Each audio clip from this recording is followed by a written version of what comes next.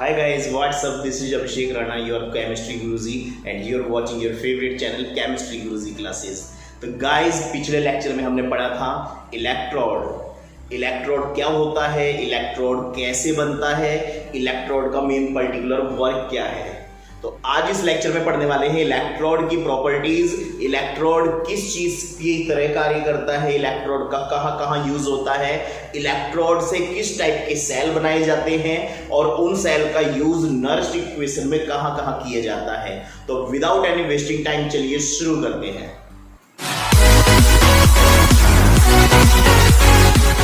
Guys, अब हम पढ़ने वाले हैं प्रॉपर्टीज ऑफ इलेक्ट्रोड्स। इलेक्ट्रोड्स की प्रॉपर्टी क्या क्या होती हैं और इलेक्ट्रोड्स का वर्क क्या क्या होता है, अलग अलग टाइप के इलेक्ट्रोड्स कहाँ कहाँ यूज किए जाते हैं। तो मैंने कुछ प्रॉपर्टीज लिखी हैं, most of the important properties लिखी हैं। वैसे तो इलेक्ट्रोड की बहुत सारी प्रॉपर्टीज हैं, लेकिन उनमें से जो बेस्ट प्रॉपर्टीज निकाल के लाया हूँ वो मैंने यहाँ पर मेंशन करी है। तो हम इसे बारी बारी समझते हैं। टाइप्स ऑफ इलेक्ट्रोड, सबसे पहले हम पढ़ते हैं इलेक्ट्रोड्स कितने प्रकार के होते हैं। तो हमें पढ़ने हैं दो प्रकार के electrodes, positive electrodes and negative electrodes. It means positive half cell and negative half cell. After that, they are made up with generally conductor metals like as metal, carbon and graphite. इसका मतलब ये बताया गया है कि ये ज्यादातर सामान्यतः ऐसी मेटल से बनती हैं जिसमें इलेक्ट्रिसिटी कंडक्ट हो सकती है, और वो मेटल्स होती हैं मोस्टली कार्बन की फॉर्मेट में हम ग्रेफाइट लेते हैं, और मेटल्स होती हैं जिसमें इलेक्ट्रिसिटी इजीली कंडक्ट हो सकती है। Special types of electrodes are used in research work such as hydrogen gas electrode, calomel electrode and glass electrode. जो विशेष प्रकार के इलेक्ट्रोड्स होते हैं उनका यूज हम रिसर्च वर्क में करते हैं। और इसमें कौन कौन से इलेक्ट्रोड्स हो सकते हैं, ये एमसीक्यू में क्वेश्चन लग सकता है। Hydrogen gas electrode, calomel electrode and glass electrode. आगे देखते हैं थैलियम एंड प्रीसियस मेटल्स, यानी बहुत महंगी मेटल्स, बहुत ज्यादा। तो थैलियम और precious metals like platinum electrodes are used in analytic measurement. इसका मतलब प्लेटिनम और थैलियम के जो इलेक्ट्रोड्स होते हैं उनका यूज करा जाता है एनालिटिक मेजरमेंट में। After that transition metals electrodes are used in arc welding. जो ट्रांजिशन मेटल्स के इलेक्ट्रोड्स होते हैं उसका यूज किया जाता है आर्क वेल्डिंग में। आर्क वेल्डिंग का मतलब होता है जिसके अंदर हम जब मेटल की रॉड लगाते हैं तो जो चिंगारी से निकलती है, तो उसके अंदर ट्रांजिशन मेटल्स का यूज किया जाता है। तो गाइस, आपको ये टॉपिक्स क्लियर हो चुका होगा। अब हम पढ़ने वाले हैं, जैसे हमने टाइप्स ऑफ इलेक्ट्रोड्स पढ़ा है, इलेक्ट्रोड्स की प्रॉपर्टीज पढ़ ली हैं, अब हम पढ़ने वाले हैं जो हमारे इलेक्ट्रोड्स, एक तो पॉजिटिव इलेक्ट्रोड्स है, नेगेटिव इलेक्ट्रोड्स है। जो हमने ये डिस्ट्रीब्यूशन करा है ये इसके चार्ज के बेस पर करा है। अब हम इसकी प्रॉपर्टी जो पढ़ेंगे, इसको पढ़ने वाले हैं इसकी फिजिकल और केमिकल चेंजिंग के, यानी जो केमिकल एनर्जी जो चेंजिंग होती है उसके बेस पर इलेक्ट्रोड्स हमारे कितने प्रकार के होते हैं वो हम पढ़ने वाले हैं। आप इसका स्क्रीनशॉट ले सकते हैं। तो बच्चों, जैसे कि अभी आपने पढ़ा कि इलेक्ट्रोड्स कितने प्रकार के होते हैं, इलेक्ट्रोड्स के टाइप कौन कौन से होते हैं, इलेक्ट्रोड की प्रॉपर्टीज क्या क्या होती हैं, और इवन इलेक्ट्रोड बोलते किसे हैं। अब हम पढ़ने वाले हैं इलेक्ट्रोड, जिसको मैंने अभी बताया था इलेक्ट्रोड मींस होता है हाफ सेल। देखिए, इलेक्ट्रोड पर्टिकुलर एक वर्ड यूज किया जाता है जो कि हम केमिस्ट्री में यूज करते हैं। इसका एक्चुअल मीनिंग होता है हाफ सेल, और मैंने कल भी बताया था हाफ सेल आइदर पॉजिटिव हो सकता है या फिर नेगेटिव हो सकता है। तो इसका मतलब इलेक्ट्रोड्स हमारे हो गए दो प्रकार के, हाफ सेल पॉजिटिव इलेक्ट्रोड और हाफ सेल नेगेटिव इलेक्ट्रोड। अब ये बताइए बेटा, अगर हम पॉजिटिव और नेगेटिव सेल को अगर एक सीरीज में जोड़ दें, समझने की कोशिश करना, पॉजिटिव और नेगेटिव सेल को अगर एक सीरीज में जोड़ दें तो हाफ सेल और हाफ सेल मिलाकर क्या बनेगा। ज्यादातर बच्चों का जवाब होता है इसमें पूरा सेल, कंप्लीट सेल। तो बेटा, कंप्लीट सेल नहीं बोलते, उसे सिर्फ सेल बोलते हैं।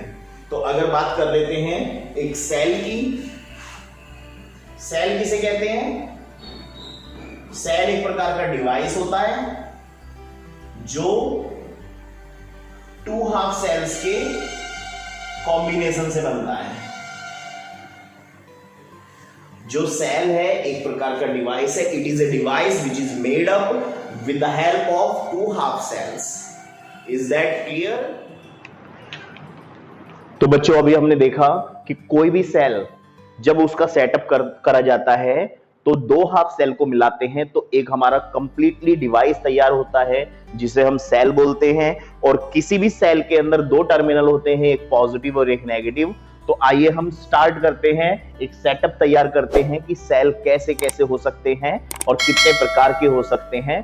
तो हेडिंग लगाइए टाइप्स ऑफ सेल, जैसे कि ऊपर हेडिंग आ चुकी है टाइप्स ऑफ सेल। तो सेल हमारे होते हैं दो प्रकार के। तो बेटा पहला सेल होगा हमारा इलेक्ट्रोलाइटिक सेल, इलेक्ट्रोलिटिक सेल, और दूसरा सेल होगा हमारा इलेक्ट्रोकेमिकल सेल, इलेक्ट्रोकेमिकल सेल। तो इन सेल में होता क्या है, इन सेल में होता है, इसमें सबसे पहले जो इलेक्ट्रिकल एनर्जी है, इलेक्ट्रिकल एनर्जी, वो कन्वर्ट होती है केमिकल एनर्जी में। इसमें जो इलेक्ट्रिकल एनर्जी है वो कन्वर्ट होती है केमिकल एनर्जी में, जबकि इलेक्ट्रोकेमिकल सेल का मतलब क्या है, इसमें जो केमिकल एनर्जी होती है वो कन्वर्ट होती है इलेक्ट्रिकल एनर्जी में। तो इसका मतलब यह है कि ये दोनों सेल एक दूसरे के अपोजिट सेल हैं। एक में इलेक्ट्रिकल एनर्जी, जब इलेक्ट्रिसिटी पास करेंगे तो केमिकल रिएक्शन होगी। इसका मतलब सिंपल सी बात है, इलेक्ट्रोलिटिक सेल में जब हम इलेक्ट्रिकल एनर्जी पास करेंगे, इलेक्ट्रिसिटी पास करेंगे, तो उसमें कोई चेंज आएगा जिसे हम बोलेंगे केमिकल एनर्जी या केमिकल चेंज। और इलेक्ट्रोकेमिकल सेल के अंदर पहले वो आपस में रिएक्शन करेंगे और रिएक्शन करने के बाद उसमें जो इलेक्ट्रिसिटी जनरेट होगी उसे हम इलेक्ट्रिकल एनर्जी बोलेंगे। इस सेल के मोस्टली बहुत सारे एग्जाम्पल हैं और सबसे अच्छा एग्जाम्पल है गैल्वानिक सेल। तो बेटा हम इन सेल को सीक्वेंस में पढ़ते हैं। तो पहले हेडिंग डाल लीजिए electrolytic cell.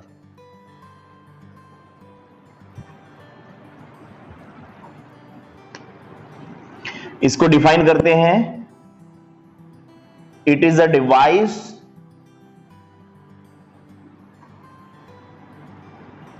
which convert, it is a device which convert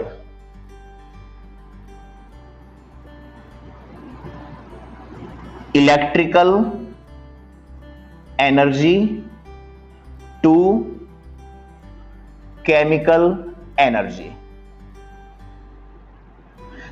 इसका मतलब यह है बेटा कि ऐसा डिवाइस जो इलेक्ट्रिकल एनर्जी को कन्वर्ट करता है केमिकल एनर्जी में, ऐसा सेल हमारा कहलाएगा इलेक्ट्रोलिटिक सेल। और इसका सबसे अच्छा एग्जांपल है नेल्सन सेल। नेल्सन सेल, अब नेल्सन सेल का मतलब क्या होता है, 11th क्लास का टॉपिक है और 12th क्लास के टॉपिक में पढ़ते हैं। जब हम हैलोजन चैप्टर में जब क्लोरीन को बनाते हैं हम, तो नेल्सन सेल इसका एक कॉमर्शियल मेथड है जिससे हम क्लोरीन बना सकते हैं। आइए सेल में देखते हैं क्या होता है।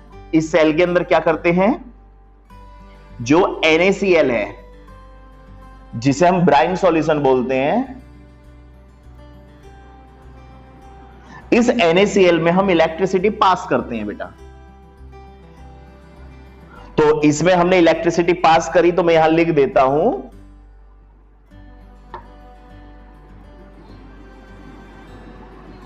On passing electricity. जब हमने इसमें इलेक्ट्रिसिटी पास कर दी, तो जब इलेक्ट्रिसिटी पास करी है तो ये अपने अपने दो आयनों में डिसोसिएट हो गया। एक Na पॉजिटिव आयन में डिसोसिएट हुआ और एक Cl नेगेटिव आयन में डिसोसिएट हुआ।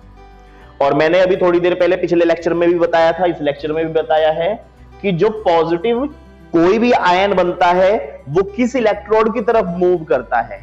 तो बेटा सिंपल सी बात है, पॉजिटिव आयन है, ये कैथोड की तरफ मूव करेगा, तो ये बना है हमारा कैथोड पर। और कैथोड की तरफ जो आयन मूव करता है उसे बोलते हैं कैटायन। तो ये सोडियम आयन हमारा हो गया कैटायन। ऐसे ही जो क्लोराइड है वो एनोड की पर बनेगा तो एनोड पर बना एनोड की तरफ अगर ट्रेवल करेगा तो एनायन कहलाएगा। कुछ देर बाद क्या होता है बेटा, कुछ देर बाद क्या होता है, जो क्लोरीन है वो कन्वर्ट हो जाता है Cl2 में। इसका मतलब जो क्लोरीन नेगेटिव आयन था वो क्लोरीन में कन्वर्ट होगा और क्लोरीन गैस रिलीज हो जाएगी। इसे बैलेंस करते हैं, यहां 2 से मल्टीप्लाई करी और इसने 2 इलेक्ट्रॉन डोनेट कर दिए।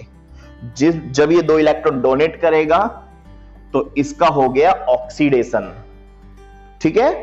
और इसने 2 इलेक्ट्रॉन दिए तो 2 इलेक्ट्रॉन इसको लेने पड़ेंगे, लेकिन ये ले सकता है फिलहाल 1 इलेक्ट्रॉन, तो इसको डबल होना पड़ेगा। और इसने 2 इलेक्ट्रॉन लिए और ये बन गया ट्वाइस सोडियम एटम। तो बेटा साफ सी बात है, पहले इलेक्ट्रिसिटी पास करी तो केमिकल रिएक्शन हो रही है। तो डेफिनेशन में यही है, it is a device which convert electrical energy into chemical energy.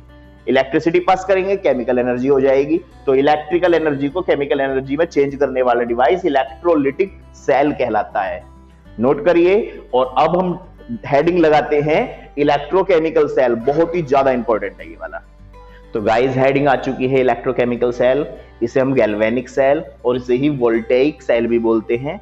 अभी पढ़ा था हमने इलेक्ट्रो सेल, इलेक्ट्रोलिटिक सेल पढ़ा था, उसमें क्या बताया था, इलेक्ट्रिकल एनर्जी कन्वर्ट हो रही थी केमिकल एनर्जी में। इसका मतलब आउटर सोर्स से जब हमने इलेक्ट्रिसिटी पास करी थी, आउटर सोर्स क्या हो सकते हैं, बैटरी हो सकती है, कोई भी अदर ट्रांसफार्मर टर्मिनल हो सकता है, पावर ग्रिड हो सकता है, एसी डीसी कोई भी करंट हो सकता है। जब उसे पास करेंगे तो उसमें कुछ केमिकल चेंज आते हैं, तो इसका मतलब इलेक्ट्रिकल एनर्जी कन्वर्ट हुई थी हमारी केमिकल एनर्जी में।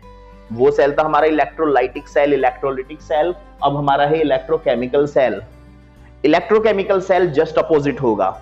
जस्ट अपोजिट क्या होगा, इसका मतलब ये होगा इसमें जो केमिकल एनर्जी है वो कन्वर्ट होगी इलेक्ट्रिकल एनर्जी में। और बेटा पूरी की पूरी डेफिनेशन पिछली डेफिनेशन जैसी बन जाएगी, it is a device which convert chemical energy into electrical energy.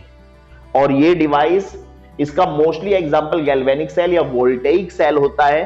तो अब हम इस डिवाइस का सेटअप तैयार करते हैं, और जैसे कि इसमें बताया गया है कि कोई भी सेल होगा तो बेटा उसके अंदर 2 टर्मिनल तो होंगे ही, एक पॉजिटिव टर्मिनल होगा और एक नेगेटिव टर्मिनल होगा।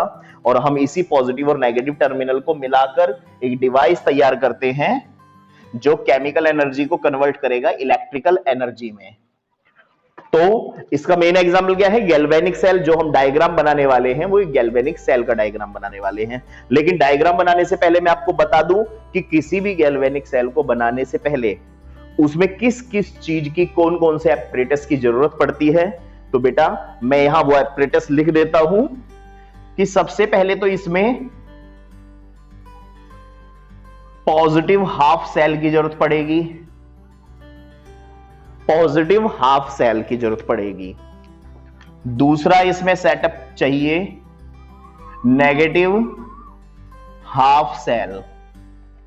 तीसरा इसमें सेटअप चाहिए एक सॉल्ट ब्रिज। चौथा सेटअप चाहिए इसमें इलेक्ट्रोमीटर, बेटा जिसे गैल्वेनोमीटर भी बोलते हैं। और केवल इन चीजों की जरूरत पड़ने वाली है और हमारा पूरा सेटअप तैयार हो जाएगा गैल्वेनिक सेल का। तो कैसे होता है, किस प्रकार से इसका सेटअप किया जाता है, ये सारी चीजें आज हम इस लेक्चर में क्लियर करेंगे। बहुत ही ज्यादा टॉपिक इजी है, जिसका पूरा पूरा लिंक जुड़ा हुआ है नर्स्ट इक्वेशन से। मैं पिछले लेक्चर से बताता आ रहा हूं कि जब तक हम अपना इलेक्ट्रोकेमिकल सेल पूरी तरह से नहीं पढ़ लेते और इलेक्ट्रोकेमिकल सीरीज नहीं पढ़ लेते, तब तक हम नर्स्ट इक्वेशन का एक भी क्वेश्चन सॉल्व नहीं कर पाएंगे। तो बेटा स्टार्ट करते हैं। जैसे कि मैंने उस दिन भी बताया था, हाफ सेल क्या होता है।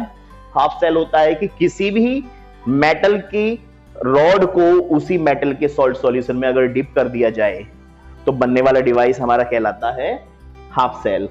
तो इस हाफ सेल में एक ट्रिक यूज करेंगे बेटा, और ये बहुत ही ज्यादा इंपॉर्टेंट ट्रिक है, बहुत ही ज्यादा इंपॉर्टेंट ट्रिक। क्या है ट्रिक, लोन, LOAN, लोन। मैं पहले इसे थोड़ा सा डीपली समझाता हूं। LOAN, loan.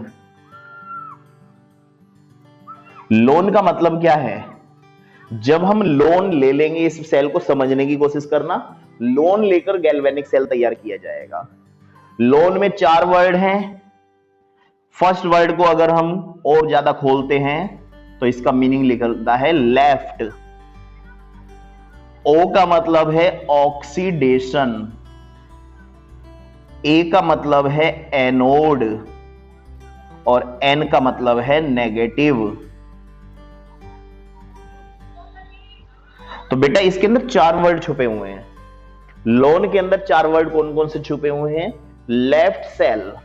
लेफ्ट सेल में हमेशा क्या होगा? ऑक्सीडेशन होगा। और लेफ्ट सेल हमेशा किसका होगा? एनोड का। लेफ्ट सेल किसका होगा बेटा? एनोड का।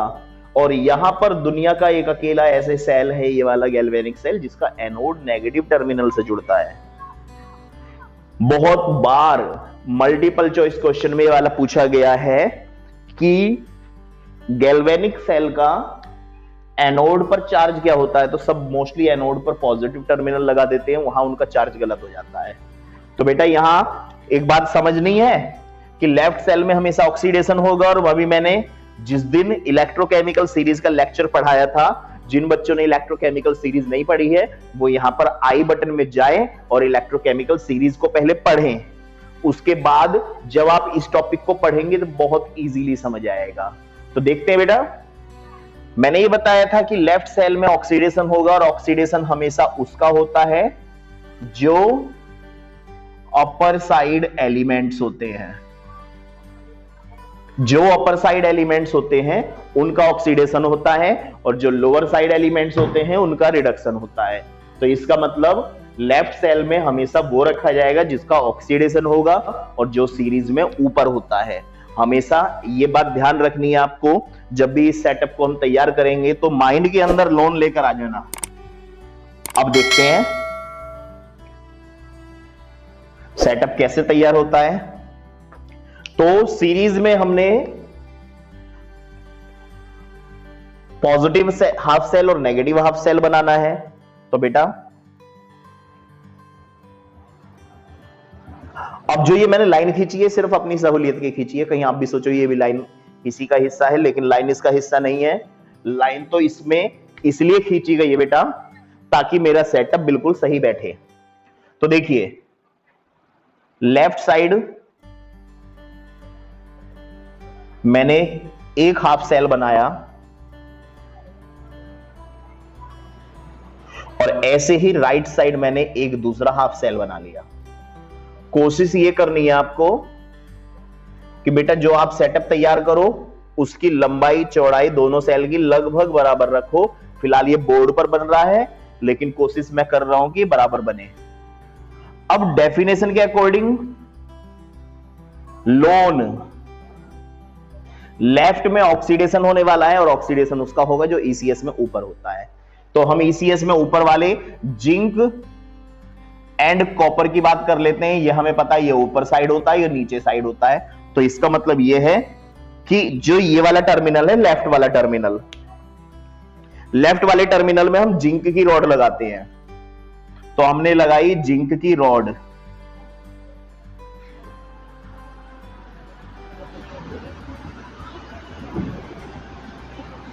जिंक की रॉड लगाई और इसके अंदर अगर रॉड जिंक की है तो सॉल्ट सॉल्यूशन होना चाहिए जिंक का ही।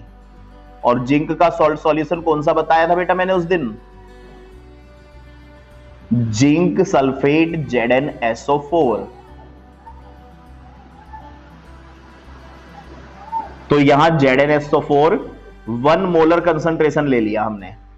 चॉइस है आपकी, पेपर में दिया जाएगा, जब भी कोई क्वेश्चन आएगा पेपर में दिया जाएगा। फिलहाल हमने 1 मोलर कंसंट्रेशन ले लिया। ऐसे ही राइट साइड हम एक कॉपर की रॉड लगाते हैं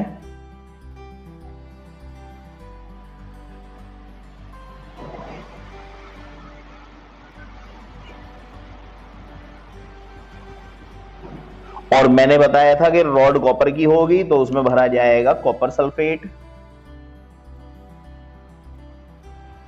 तो इसमें भर दिया हमने बेटा कॉपर सल्फेट।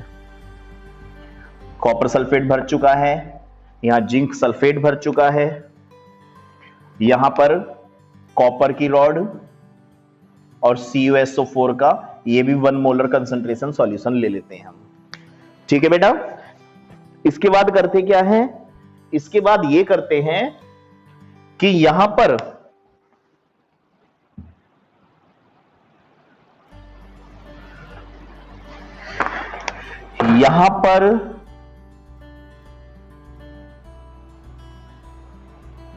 किसी चीज का अटैचमेंट करते हैं जिससे हम वायर जोड़ सकें, और ऐसे ही वायर यहां से जोड़ सकें, और दोनों वायर में यहां पे बेटा गैल्वेनोमीटर फिट कर देना है या फिर वोल्टामीटर फिट कर देना है, जिसमें हम वोल्टेज मेजर कर सके कि इस डिवाइस के सेटअप में कितनी वोल्टेज बनकर आ रही है। तो हमने यहां पर वोल्ट अमीटर या फिर गैल्वेनोमीटर यूज कर लिया है। ठीक है बेटा, और अभी मैंने क्या बताया, हमने एक पॉजिटिव सेल ले लिया, एक नेगेटिव सेल ले लिया और इलेक्ट्रोमीटर भी लगा लिया। अभी क्या चीज बच रही है इसमें जो नहीं लगाई है, वो बच रहा है इसमें सॉल्ट ब्रिज। अब हम इसके बीच में सॉल्ट ब्रिज लगाएंगे, और ब्रिज का मतलब ही नाम से पता लग रहा है दो चीजों को जोड़ने वाला एक डिवाइस। तो हमें इस वाले टर्मिनल में मिलाकर इस वाले टर्मिनल तक एक पाइप लगाना है।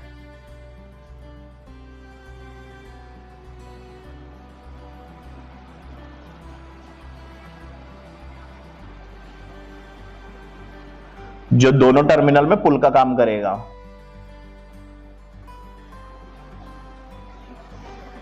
ये रहा बेटा, ये लग गया हमारा सॉल्ट ब्रिज। ये क्या लग गया हमारा सॉल्ट ब्रिज, जिसने दोनों डिवाइस को कनेक्ट कर दिया है। इस सॉल्ट ब्रिज लगाने का बेनिफिट ये है, इससे हमारा ये सर्किट कंप्लीट हो गया है। सर्किट कंप्लीट हो गया है मींस क्या है इसका, अगर हम सॉल्ट ब्रिज नहीं लगाएंगे तो रिएक्शन जब होगी इसमें तो कुछ देर बाद रिएक्शन खत्म हो जाएगी। कि रीजन क्या है, इलेक्ट्रॉन ट्रांसफर होंगे और इलेक्ट्रॉन वहां जाकर न्यूट्रलाइज हो जाएंगे। लेकिन जो एक्स्ट्रा आयंस बनेंगे उस आयंस को न्यूट्रलाइज करने के लिए इस सॉल्ट ब्रिज को लगाया गया है, और इस सॉल्ट ब्रिज के अंदर भरा जाएगा सॉल्ट। इस सॉल्ट ब्रिज के अंदर बेटा भरा जाएगा सॉल्ट, एक ऐसा सॉल्ट जो इस पूरे टर्मिनल में अब तक यूज नहीं हुआ है। इस पूरे टर्मिनल में अब तक यूज नहीं हुआ है, वो वाला सॉल्ट लगाएंगे हम इसमें, ताकि हमारा ये डिवाइस पूरी तरह से परफेक्ट डिवाइस बन जाए।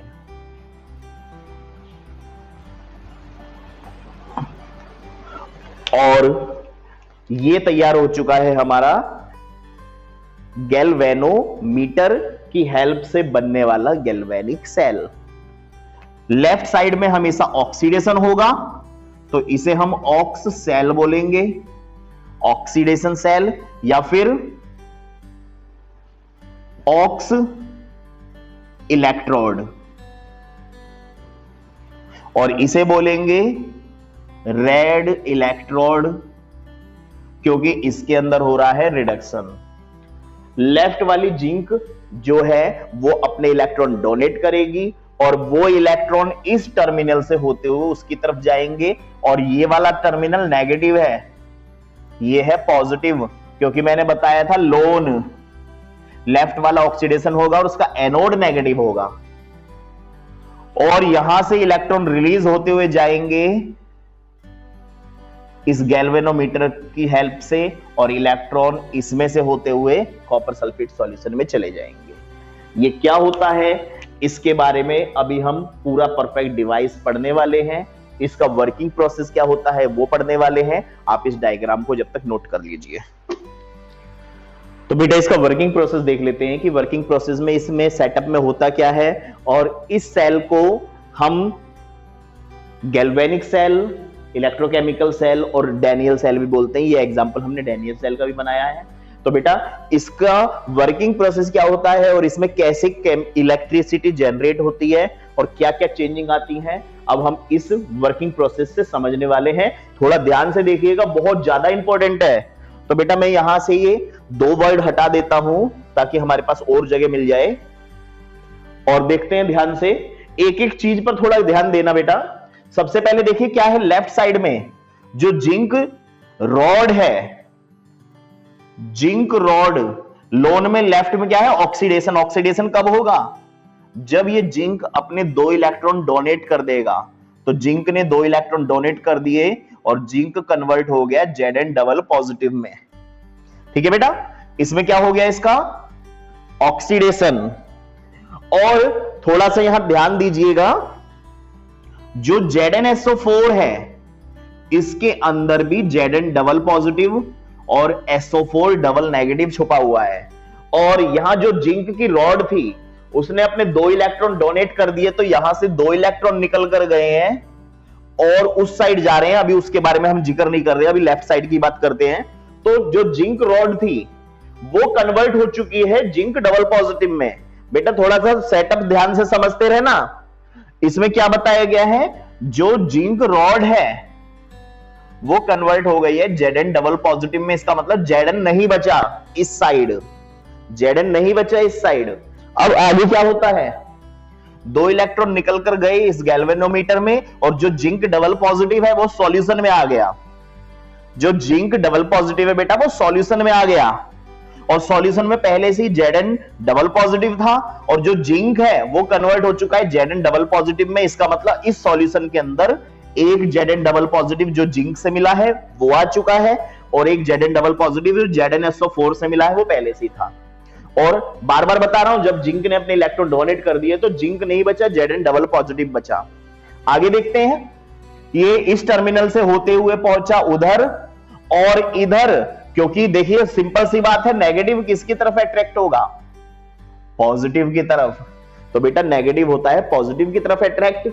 और यहां पर चलते हैं Cu, जो कॉपर की रॉड लगी हुई है, क्या ये 2 इलेक्ट्रॉन ले सकती है? कॉमन सेंस लगाइए बेटा। मैंने बताया इलेक्ट्रॉन नेगेटिव किसकी तरफ जाता है, पॉजिटिव की तरफ, जबकि इस कॉपर रॉड पर कोई चार्ज नहीं है। इसका मतलब 2 इलेक्ट्रॉन कॉपर रॉड नहीं लेगा, लेकिन कॉपर की रॉड इन 2 इलेक्ट्रॉन को अपने में से होती हुई जाने देगी। इसका मतलब किसका काम करेगा, ये एक प्रकार का मीडिएटर का काम करेगा, ट्रांसफरिंग एजेंट का काम करेगा। तो 2 इलेक्ट्रॉन ट्रांसफर होते हुए इस सॉल्यूशन में आए और इस सॉल्यूशन के अंदर Cu डबल पॉजिटिव और SO4 डबल नेगेटिव छुपा हुआ है। और इलेक्ट्रॉन पे कैसा चार्ज है बेटा, नेगेटिव। मैंने बताया था नेगेटिव किसके पास जाएगा, पॉजिटिव के पास। तो इस कॉपर सल्फेट में कॉपर पर डबल पॉजिटिव है।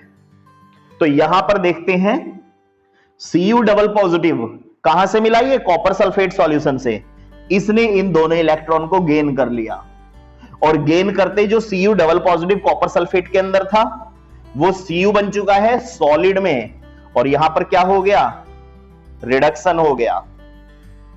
किसका रिडक्शन हुआ है, कॉपर डबल पॉजिटिव का रिडक्शन हुआ है, क्योंकि कॉपर डबल पॉजिटिव ने 2 इलेक्ट्रॉन्स लिए हैं जो कि जिंक ने लिए थे। अब थोड़ा सा लॉजिक लगाते हैं बेटा यहां। जैसे कि अभी मैंने बताया था, जिंक ने जब 2 इलेक्ट्रॉन दे दिए थे जो जिंक Zn डबल पॉजिटिव में कन्वर्ट हो गया था, ऐसी कॉपर डबल पॉजिटिव जब 2 इलेक्ट्रॉन ले लेगा तो किस में कन्वर्ट हो जाएगा, कॉपर में। इसका मतलब इस पूरे सेटअप में कॉपर डबल पॉजिटिव नहीं बचा, और जो कॉपर डबल पॉजिटिव था वो कन्वर्ट हो गया कॉपर में। इसका मतलब इस वाले साइड, जो right hand side extra copper आया है, वो एक्स्ट्रा कॉपर कहां से आया, कॉपर सल्फेट सॉल्यूशन में से। और कॉपर सल्फेट सॉल्यूशन में से जो एक्स्ट्रा कॉपर आएगा वो इस कॉपर की रॉड पर जमने लगेगा, और कॉपर की रॉड धीरे धीरे धीरे धीरे थोड़ी मोटी हो जाएगी। जितना हिस्सा उसका पानी में डूबा रहेगा, जितना हिस्सा उसका कॉपर सल्फेट में डूबा रहेगा, जितना कॉपर उसमें से निकलता रहेगा कॉपर की रॉड पर जमा होता रहेगा। और ऐसे ही यहां पर क्या होगा, जैसे जैसे इलेक्ट्रॉन निकलते जाएंगे कॉपर की रॉड जिंक की रॉड धीरे धीरे पिघलती रहेगी। अब सेटअप होने के बाद बेटा सेटअप होने के बाद थोड़ा सा देखते हैं इधर कि इधर क्या क्या चेंजिंग हो सकती हैं। इधर ये चेंजिंग हो सकती है कि जो जिंक था वो अब जिंक नहीं बचा, Zn डबल पॉजिटिव बन चुका है और एक्स्ट्रा Zn डबल पॉजिटिव पहले से ही था। इसका मतलब यहां पर ZnSO4 तो है ही, ZnSO4 पहले भी था और अब भी है, लेकिन अब यहां पर क्या नहीं बचा, अब यहां पर नहीं बचा जिंक, जो कि बदल चुका है Zn डबल पॉजिटिव में। ऐसे ही 2 इलेक्ट्रॉन इधर गए, कॉपर तो अब भी बचा हुआ है, लेकिन अब कॉपर डबल पॉजिटिव नहीं बचा, वो बदल गया कॉपर में, और कॉपर पहले से ही था और कॉपर एक्स्ट्रा आ गया। ये वाला कॉपर एक्स्ट्रा है जो इस पर डिपॉजिट हो गया। अब यहां पर SO4 डबल नेगेटिव आयंस बचा और यहां पर Zn डबल पॉजिटिव आयंस बचा। बेटा जब तक ये डबल पॉजिटिव और डबल नेगेटिव आयंस न्यूट्रलाइज नहीं होंगे तो हमारी इलेक्ट्रिसिटी जनरेट होनी बंद हो जाएगी। इसका मतलब यह है अगर ये न्यूट्रलाइज हो गए तो ये डिवाइस दोबारा से प्रॉपर वर्क करेगा और दोबारा से इलेक्ट्रिसिटी जनरेट करेगा। तो इसको इलेक्ट्रिसिटी जनरेट करने के लिए न्यूट्रलाइज होना बहुत जरूरी है। अब न्यूट्रलाइज कैसे हो सकता है? न्यूट्रलाइज करने के लिए हम इसमें मिलाएंगे सॉल्ट ब्रिज का कोई सॉल्ट, और मैंने अभी थोड़ी देर पहले यह बताया था सॉल्ट ब्रिज के अंदर वो सॉल्ट भरा जाएगा जो सॉल्ट अब तक यूज नहीं हुआ। जैसे कि ZnSO4 सॉल्ट यूज हो चुका है, CuSO4 सॉल्ट यूज हो चुका है, तो अब हम कोई सा ऐसा सॉल्ट यूज नहीं करेंगे। मैं इसे दोबारा से लिख देता हूं, ZnSO4 सॉल्ट यूज हो गया है, कॉपर सल्फेट सॉल्ट यूज हो गया है। हम कोई भी ऐसा सॉल्ट यूज नहीं करेंगे जिसमें जिंक हो या फिर सल्फेट हो या कॉपर हो, तो हम ऐसा कोई सॉल्ट यूज नहीं करेंगे। तो बेटा एक सबसे सिंपल सॉल्ट है KCl, पोटेशियम क्लोराइड। ये KCl सॉल्ट इस सॉल्ट ब्रिज के अंदर भरा हुआ है। अब देखते हैं KCl में K पॉजिटिव है, Cl नेगेटिव है, ये तो ठीक है। आगे क्या करना है? आगे ये करना है Zn double positive K positive से न्यूट्रलाइज होगा या Cl नेगेटिव से न्यूट्रलाइज होगा। कॉमन सेंस की बात है, पॉजिटिव है तो नेगेटिव से न्यूट्रलाइज होगा, लेकिन इसमें कितने पॉजिटिव हैं? इसमें है 2 पॉजिटिव, जबकि इसमें नेगेटिव कितने? 1। तो इस पूरे फॉर्मूले को अगर हम डबल कर दें तो इसमें 2 K पॉजिटिव हो गए और 2 ही Cl नेगेटिव हो गए।